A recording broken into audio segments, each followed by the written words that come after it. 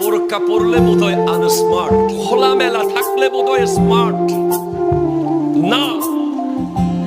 যত বেশি একজন নারী নিজেকে আবৃত করবে পর্দার ভিতরে, সে তত বেশি স্মার্ট দুনিয়াতে এবং আল্লাহর কাছে। ঠিক কিনা বলেন না?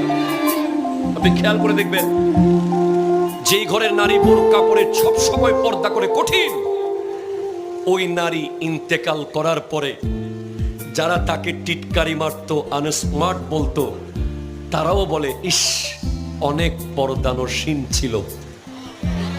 ঠিক কিনা জোরে বলেন?